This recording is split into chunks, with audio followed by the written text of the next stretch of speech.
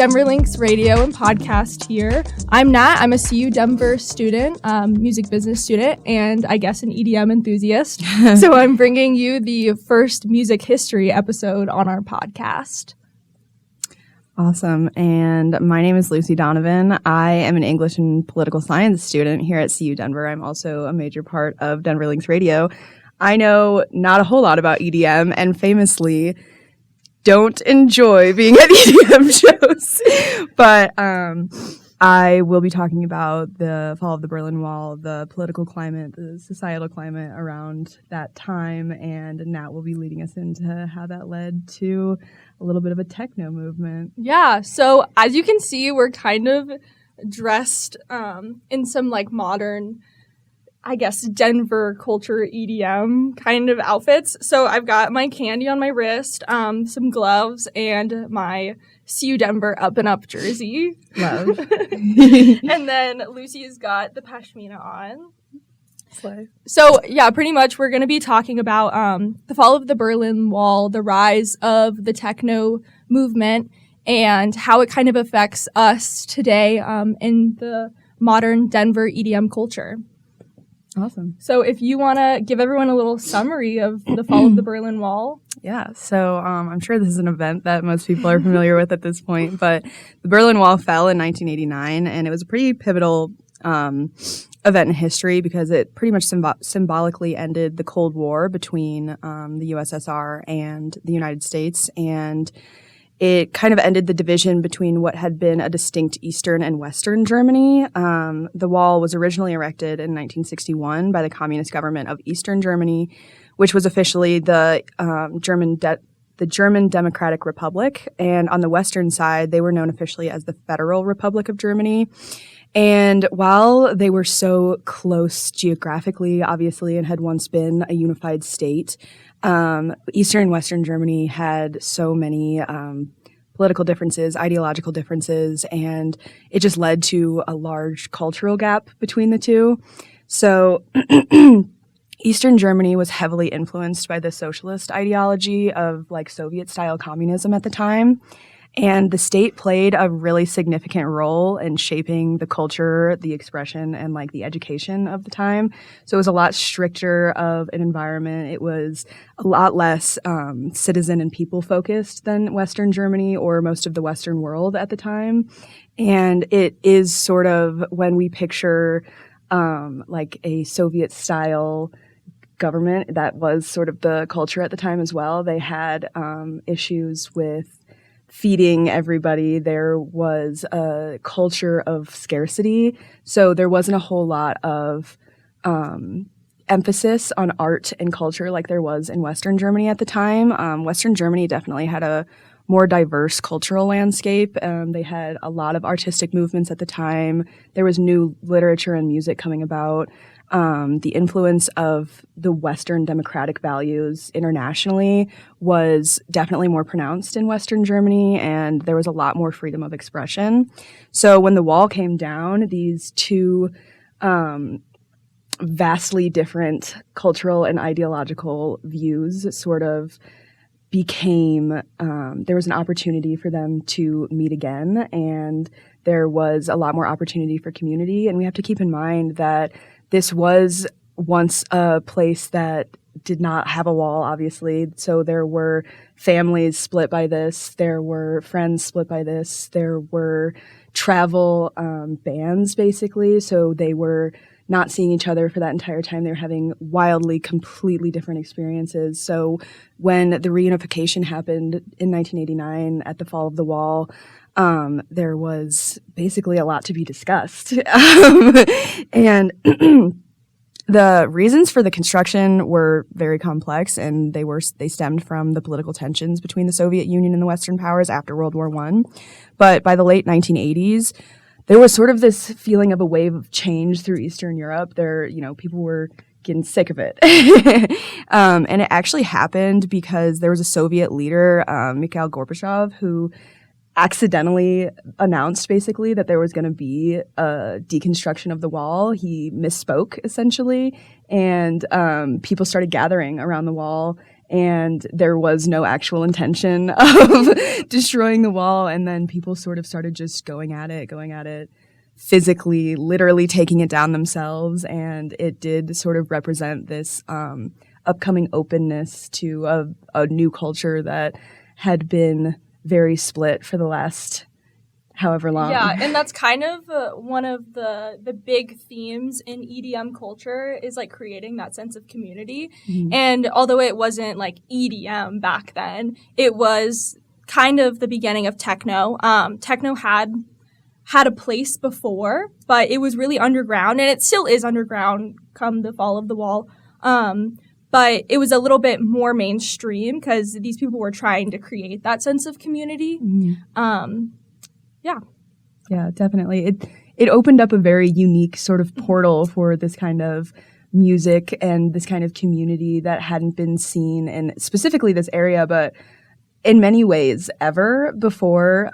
There had never been. It kind of was created in a way in a vacuum in this society that had been literally split in half and ideologically separated from one another and craved community and craved being back with their family literally on the other side of a wall. Yeah. And I mean, it just kind of manifested in the way that techno rose. And we'll talk a little bit more about this later, but there's like these different groups within the techno scene and like these different, they call them clubs, but it is a club, like different clubs, but they're all these very like niche groups of people and like the way that they look and the way that their techno sounds and like all of it. So it's just like, it was really a place for people to find other people like them. Yeah. So I guess I can tell you a little bit about what techno is. Let's hear about it. So I'm not from Denver, but since I've been here and people that are from here know that it is like a big EDM hub in the U.S. We're one of the biggest scenes in the U.S. because we have Red Rocks, Mission. A lot of artists really like to come here. Grizz loves Denver. Grizz loves some Denver, let me tell you. And the Denver folk love EDM. So I would say that I'm a semi-experienced like EDM goer. I go to a fair share of concerts. I haven't really been to any EDM festivals, but probably average a few shows a month. Yeah. I went to a show at Red Rocks this week, so I was trying to take notes while I was there. So some of my favorite places to see EDM shows in Denver would be obviously Red Rocks, Mission Ballroom. There's Colorado clubs that are here, and they host a lot of EDM all over Colorado. And then not in Denver, but I really love Belly Up in Aspen. They have some really good EDM shows. So like I was saying, these shows, they house like a community for these people.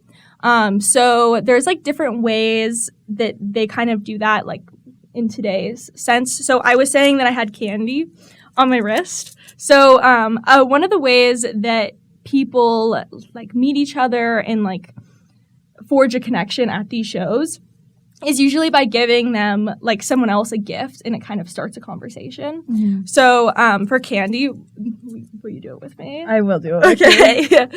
So you do the peace sign and then the heart. Oh, there you go. And then you give them over their bracelet, and they usually have cute little sayings or cute little trinkets on it.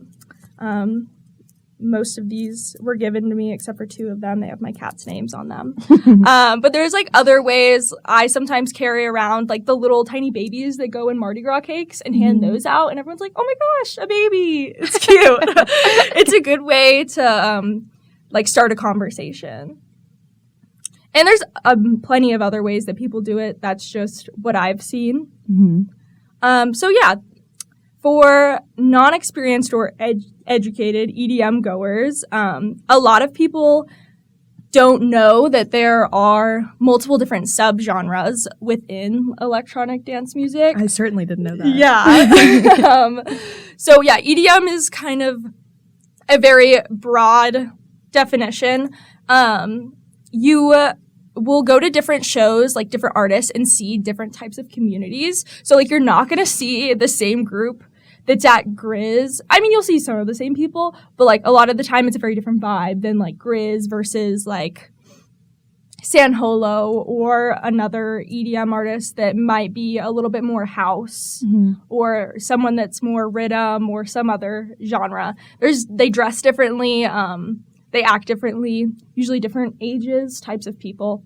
I mean, with any show, but a lot of people that don't know think that it's all kind of one broad group. So techno, specifically, is a 4-meter beat with a tempo that's between 120 and 150 beats per meter. So it's really upbeat. And a lot of these songs can be like, it can be 30 minutes long for one song. When I was researching a lot of the music that was coming out in the early 90s in Berlin, they were between 8 and 15 minutes long per song. Mm-hmm.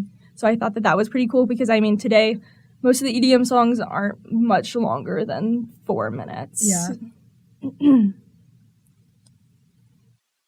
So the beginning, the early 90s. So in the beginning, it obviously wasn't legal in Berlin to go and party and dance all night long. Yeah. So they would house these shows in different clubs, the basement of like rundown buildings, until they would inevitably get shut down and have to move locations. So it was kind of a big secret, which made it more like a sense of community, if that makes sense. Definitely. Something that I think is really cool about the beginning of EDM, and a lot of people that think of EDM, they think of people that drink a lot or do a lot of drugs, but actually the beginning, everyone would stay sober so that they could dance all night long, which I think is really cool. A lot of people don't know.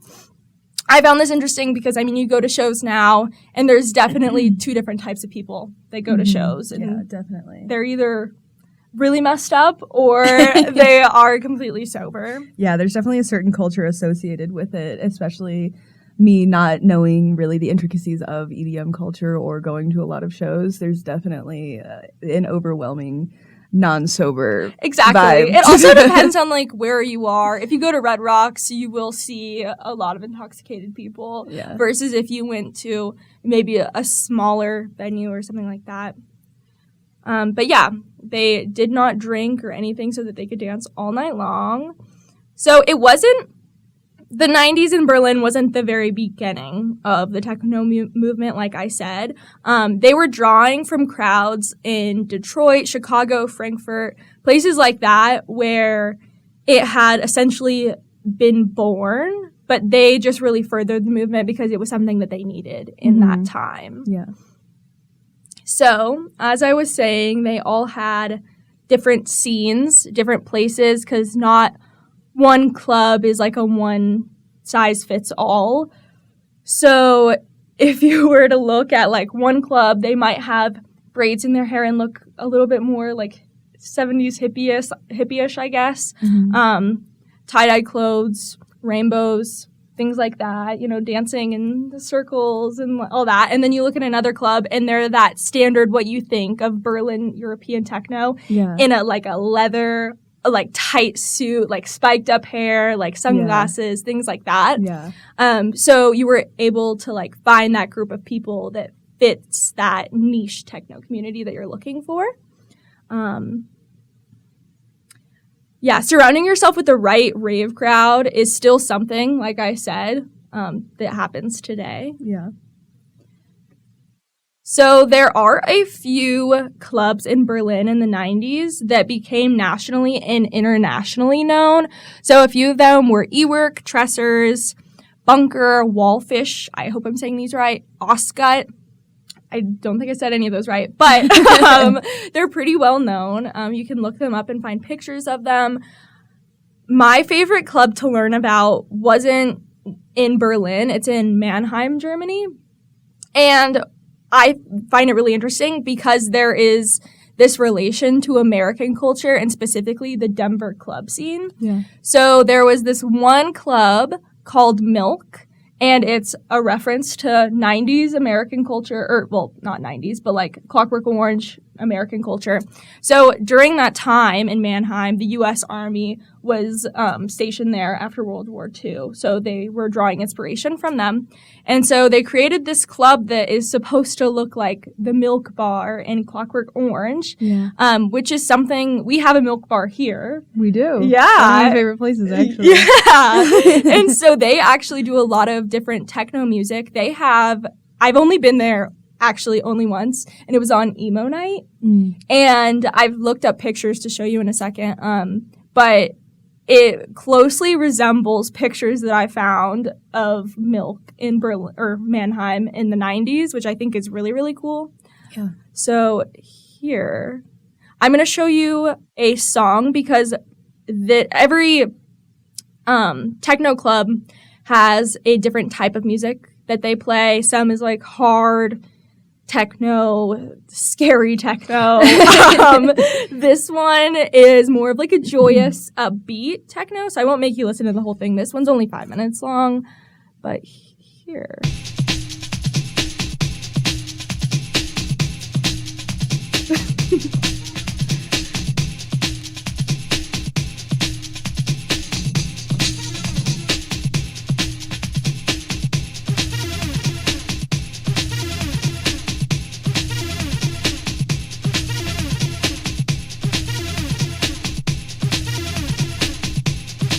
That is not as scary as some of the other techno music that was being played in the 90s. Yeah, I feel like that's a vibe of music that I could definitely get behind dancing behind. Exactly. I think a lot of the techno that I've heard is a little bit scarier, for lack of a better term. Maybe that's why no one was taking any psychedelics. That was because they were scary. And then I will show you, so the inside of Milk, it's really hard to find pictures and videos from that time, but I did find this Facebook video. It's kind of all over the place, but I'll show you little bits of it so you can kind of get a vibe of what the inside was like. I mean, it's not great quality because it's from the 90s, but that makes sense.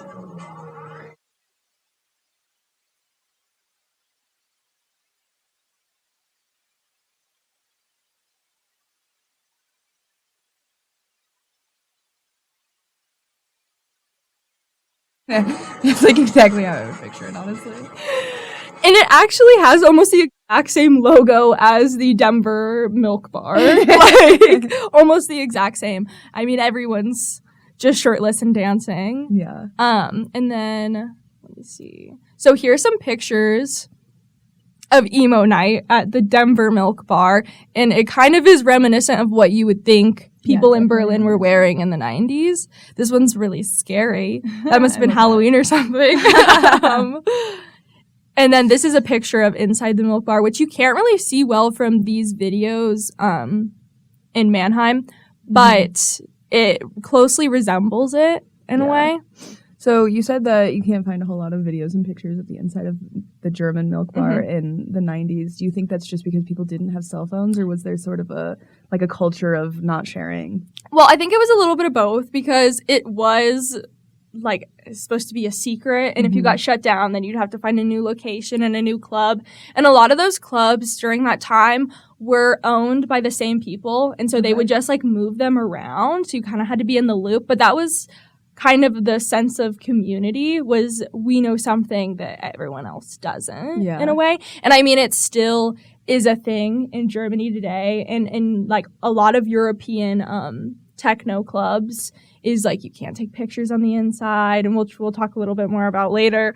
But yeah, a lot of it is supposed to be a secret, and that's not really, from my knowledge, a big thing in like EDM techno culture in America that I know. I mean, I'm sure that they're secret like clubs and bars, but it's not as on the DL as it is in Europe still. Definitely. So we can't talk about the rise of techno without talking about the Love Parade.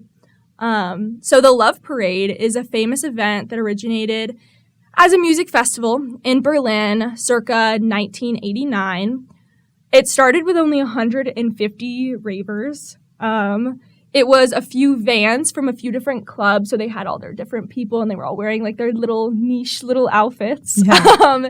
And the vans would drive in front and blast music out the back. And 150 people would just follow, dancing, making art along the way. It was just it was the first time that all of the different scenes in Germany from like Frankfurt, Mannheim, Berlin, where they all were able to come together and create an even bigger sense of community, which they really needed at that time in 1989. Yeah. So every year it continued to grow. I mean, the second year I want to say it was like 500 people. And then eventually it continued every year until 2010 when unfortunately it did not end well because we can never have anything nice like that. They didn't have the infrastructure in 2010 to support that many people. So first, I will show you a video from kind of the early on time of Love Parade. So this is 1993, and this is a techno group that was starting at that time in Berlin, and I just want you to hear what they have to say about it. Or you're going to have to read it because they speak German. But. Okay.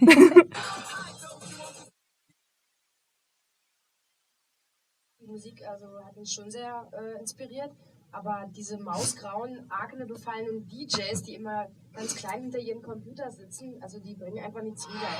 Du darfst mir nicht einfach von 27- bis 30-Jährigen sagen, was ich für Musik hören soll. Also, und die sind mir alle zu alt und die haben eine alte Energie und das ist das Schlimmste, wenn was gibt. Also. They're so brutal. I love that. Yeah. Yeah, but I mean, it was kind of, it was for the young people at that time. Yeah, that makes sense. And, yeah. Let's see. So here's some pictures of early on Love Parade. You can kind of see how happy everyone is, and they're all in their different outfits. Some have, like, crazy coats, spiked hair. Yeah, definitely. And they're all just, colorful. like, so happy. Yeah. And then you can see pictures of the 2010 Love Parade where it all kind of ended. Oh, that's a scary crowd. Yeah. But just the amount of people, I mean, like, gives me anxiety to even think about. Yeah, it definitely ended in tragedy. 21 people died, and subsequently the creators of the Love Parade did not hold another one until this year, actually, July 8th, 2023, where they were able to bring back a new era of the Love Parade, which is a happy ending. Yeah. So a lot of people, since everyone has internet these days, knows what Berghain is. Yeah, definitely. And they have been around since the rise of techno, but they are still going strong. It's one of the most exclusive clubs in the world. And the concept of Berghain started, like I said, the same time as a lot of other famous clubs, but they have become sort of this hub for techno tourists that are like traveling Europe. Yeah, I've definitely heard about that. Yeah. And so it's well known because like a lot of YouTubers will go to Europe and try and get in because it's one of the most exclusive clubs. So they will do like little TikToks or little videos of like, come with me, like getting denied at Berghain. Yeah. What I wore to get into Berghain. Yeah. And they even have like video or little simulator video game things where it like scans your face, looks at your outfit, which is crazy. And you have to like talk to it to try and get in, and every single time it's like, nope, not today. So Could you imagine? You wait that long, you get to the front, and they're like, I think not. Yeah, because sometimes people will wait in line for like up to like 7-10 hours and then get denied if you're trying to go in on like a Friday night. So I've heard that if you're trying to go in, that you should go in at like 7, 8 in the morning on like a Tuesday. Yeah, it's open 24/7. Right? Yeah. Okay. It is. And when you go in, they put tape over the front and the back cameras of your phone. And if you're caught trying to take pictures, they will kick you out and ban you. Yeah. If you're caught looking tired or yawning, they will kick you out. tired. Yes. Oh. Because there's so many people that want to get in, and there's only so many people that they can squeeze in there that if you look tired, you're getting kicked out. Yeah. I'd be kicked out immediately. Yeah, me too. I'm yawning. Especially if I waited in line for 10 hours. Absolutely not. There's no way. So what's cool, I think, about Berghain is that it started as a gay club. Mm-hmm. And so you and I have kind of discussed this a little bit before. A lot of people think that it's all about wearing black clothes and like leather. Looking edgy. Yeah. But we think it's just that you need to look queer Yeah. to get in. That does seem to be the theme a little bit. Yeah. So the club, it kind of is discreet from the outside. If I were visiting Germany and I didn't know where it was, I would not know that it is Berghain because it's in this large steel concrete building. It does not look like a club from the outside at all. Mm-hmm. Yeah. And so they have, well, it's not like their motto, but it's what everyone says. What happens in Berghain stays in Berghain. No one needs to know what's happening in there. And you can definitely tell, like, I've seen videos of people being interviewed, and if you ask them some questions and they tell you what's happening on the inside, they're definitely tourists and they're not die-hard Berghain fans. Yeah. Yeah, there's so much mystery to Berghain, and I think that that's what makes it so desirable for so many people. Yeah, and I think it's unique because obviously it started as a queer club, and there's no one look to being queer, and there's no, definite answer to how to get in and the look that you have to get in, but it's sort of just a moment of like, do you fit the vibe of the club? And you can't know exactly what the vibe is. And the vibe changes every single night. I mean, hourly, because the different people that are in there. Yeah, definitely. So there is no one key secret to getting in, and it seems like a scary endeavor if you're an EDM tourist like really wanting to get into that scene. I don't think that I'd be cut out for it. I think I'm definitely being denied at the door without a doubt. So so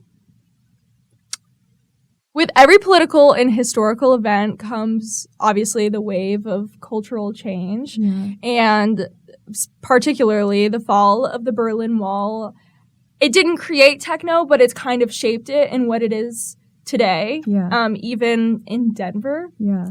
Which is something that I experience pretty daily being here. I don't know. I just think it was a perfectly unique moment in history for this rise to happen in Berlin specifically, because there was sort of this feeling that in Eastern Germany there almost was no culture, and obviously there were people there and they were creating art, and they're still people, they're still in touch with that side of themselves, but it was an oppressive atmosphere, obviously, and then with the people coming together literally on both sides of the wall to physically knock down the wall and to demand that the guards let them through, and to show that sort of, screw you to authority, like, for them to come together afterward, it seems almost obvious that a movement like this would come out of it, or that a culture like this would rise, this sort of like subversive, like party culture. But it just makes complete sense. I feel like.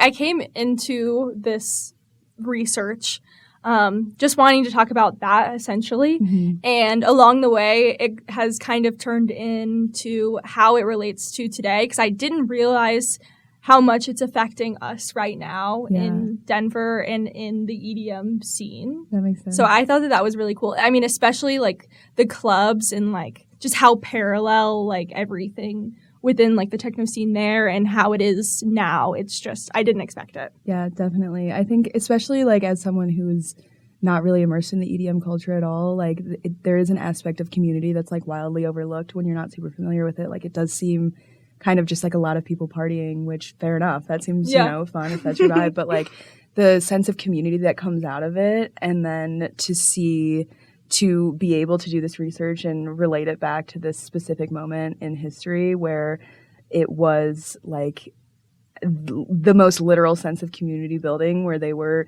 tearing down actual infrastructure and going after actual authority to come together.